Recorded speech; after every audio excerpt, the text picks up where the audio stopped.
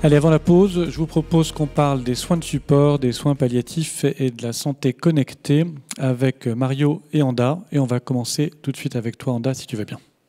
Bonsoir. Alors, dans les soins palliatifs, je vais avouer, ça va être quelques minutes de détente parce qu'en fait, il n'y a pas eu de grandes études. Par contre, il y a eu beaucoup de sessions éducationnelles et des sessions éducationnelles qui tournaient un petit peu autour de la compétence et de l'humilité culturelle. Une session qui a capté notre attention, c'était parler de différences concernant la prise en charge des minorités en fin de vie. Les études ont montré que les minorités souhaitent et ont plus de traitements agressifs en fin de vie. Ça veut dire thérapie pharmacologique, des gestes invasifs. Ils font beaucoup moins de directives anticipées. Ils ont des convictions défavorables par rapport à la prise en charge d'une unité de soins palliatifs. Aussi, ils ont des convictions spirituelles qui viennent un petit peu en conflit avec les objectifs de la prise en charge palliative. Et au total, ils font moins de confiance dans le système de santé et dans les médecins. Alors, la question vient se poser, bien sûr, pourquoi ? Bien sûr, il y a eu des facteurs socio-économiques, spirituels qui ont été identifiés pour caractériser un petit peu cet écart entre la prise en charge des minorités et non-minorités. Mais aussi, il y a eu la question, est-ce qu'il y a une différence dans la façon dans laquelle on communique avec ces patients ?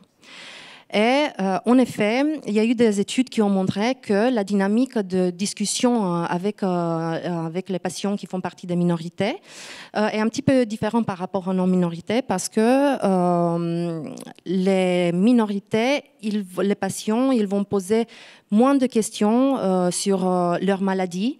Donc, il y a moins d'informations médicales qui est donnée.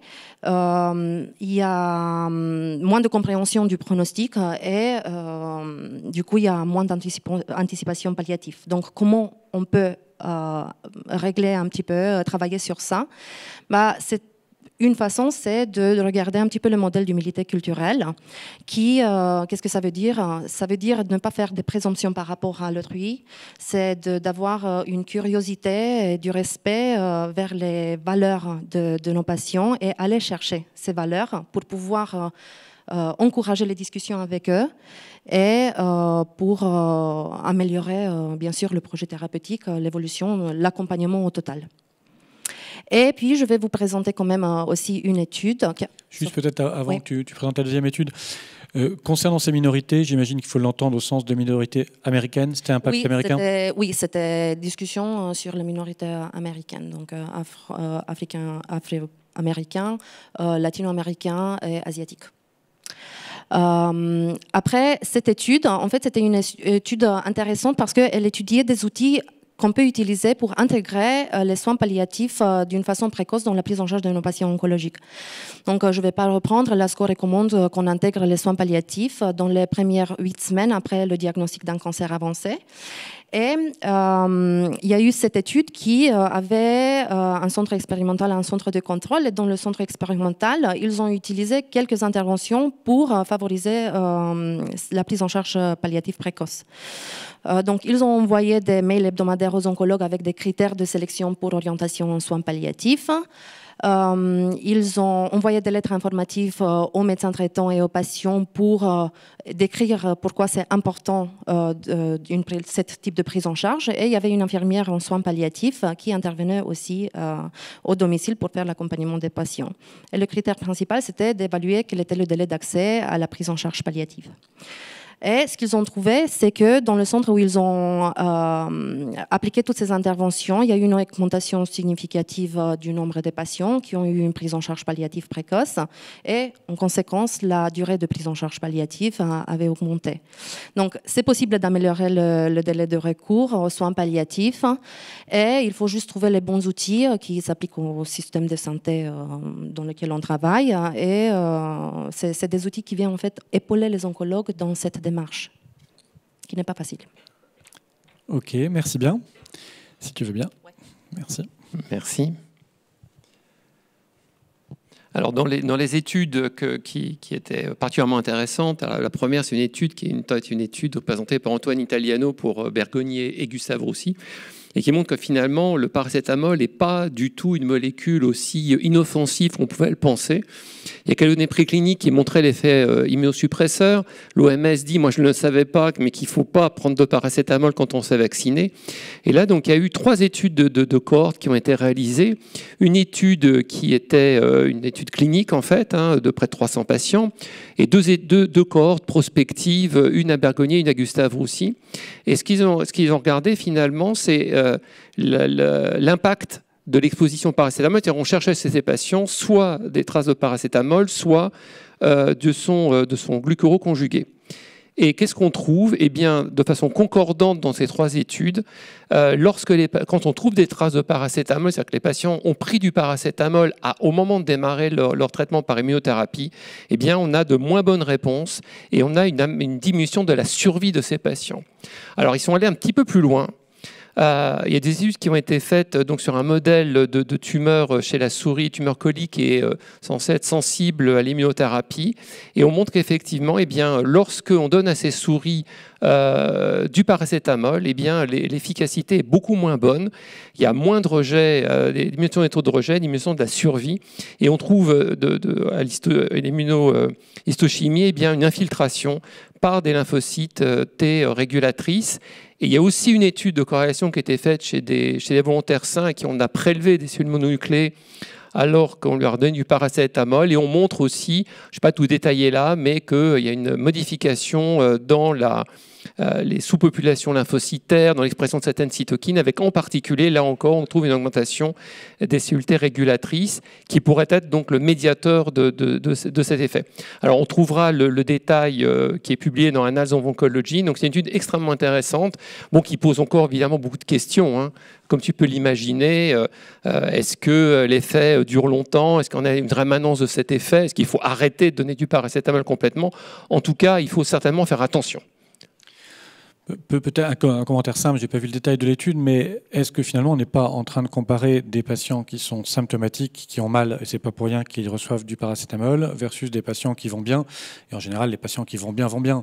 Est-ce que tout à fait possible. Il y a peut-être un biais de ce point de vue-là. Alors c'est vrai que, ceci étant, il y a les études, encore une fois, sur le modèle murin, les études sur le volontaire sain. En tout cas, ça pose question. Mais il est possible qu'on compare des patients qui ne sont pas tout à fait les mêmes, effectivement, à l'arrivée, tu as raison. L'autre chose, c'est une étude chinoise, petite étude, 77 patients, mais qui montre qu'être stressé, c'est pas bien. Non seulement c'est pas bien en termes de qualité de vie, mais en plus, très clairement, ça diminue l'efficacité de l'immunothérapie. On a de moins bons taux de réponse chez les patients qui sont stressés, des différences même aussi de survie, même chez ces patients-là, avec une corrélation avec des taux d'hormones de stress, en particulier de cortisol. Alors, ce que l'étude ne dit pas, c'est si on était capable, chez ces patients, de réduire finalement, de traiter le stress, est-ce qu'on retrouverait des taux de réponse? En tout cas, ça veut dire qu'un symptôme qui est assez banal, finalement, entre guillemets, bien sûr, doit pour autant ne pas être mis de côté chez nos patients. Et là encore, même commentaire, le stress, la peur sont des phénomènes d'adaptation à différentes situations. Quand on est stressé, c'est pas obligatoirement pour rien, et on a peut-être en fait un cancer qui est plus grave, indépendamment de notre propre stress. Donc là encore, est-ce qu'on compare pas des patients qui ont simplement une maladie plus grave? Là, on sera très intéressé, effectivement, par avoir le détail. Ça n'a pas été montré, effectivement, le détail de l'extension tumorale des patients, effectivement. C'est quelque chose qu'il faudra regarder plus en détail. Ensuite, alors ça, c'est une étude que je trouve intéressante parce que c'est une étude américaine, donc près de 800 patients qui est en cours de chimiothérapie. Vous savez qu'on a une démonstration qui est assez claire aujourd'hui que les symptômes tels que rapportés par les patients permettent de mieux les prendre en charge, de mieux d'anticiper en fait les toxicités, d'avoir une amélioration, y compris de la survie. Ça a été montré il y a 2 ans maintenant par Ethan Bash. Là, l'étude a été randomisée avec un suivi par une application seule, une application plus un actomètre. Vous savez, l'actomètre, c'est ce qui permet de mesurer l'activité des patients. Une infirmière, c'était des nurse practitioners, ce qui rapprocherait chez nous, c'est infirmière de pratique avancée. sans application, l'infirmière avec des conduites à tenir définies, et puis l'infirmière plus l'application. Et on montre de façon extrêmement claire que l'application toute seule, elle ne fait pas grand-chose finalement. Très clairement, l'infirmière fait mieux. Ouf, j'ai envie de dire. Et puis, effectivement, que l'infirmière plus l'application, c'est ce qui est le plus efficace. Et c'est très clairement ce qu'on essaye de développer les uns et les autres. Mais encore fallait-il le démontrer. Et enfin, si vous voulez tout savoir sur l'activité physique, c'est une très belle session éducative. Je vous invite vraiment à la regarder sur quelques pages. Vous avez les données les plus récentes et puis les données sérieuses, je dirais, sur l'activité physique adaptée avec, vous voyez, de prévention très clairement démontée du risque primaire, risque de décès pour les patients atteints de cancer du sein, de la prostate ou du côlon qui ont une activité physique en cours. Probablement aussi un effet, mais les études sont encore en cours, sur le risque de récidive, et à tel point qu'aujourd'hui aux États-Unis, pour être un centre accrédité pour prendre en charge des femmes qui ont un cancer du sein, il faudra démontrer qu'on a mis en place un programme d'activité physique adapté. Donc, si le sujet vous intéresse, allez voir, le document est vraiment bien fait. Bravo, merci beaucoup. Est-ce qu'il y a des questions sur ces différentes présentations sur les soins de support et les soins palliatifs ? Non. Bon, eh ben, je vais vous remercier et on va se donner quelques minutes, un peu plus que tout à l'heure, puisqu'on va faire une pause et on reprend à 20h heure française, pour ceux qui sont loin, pour reprendre avec les 4, si je me souviens bien, présentations qu'il nous restera. À tout de suite.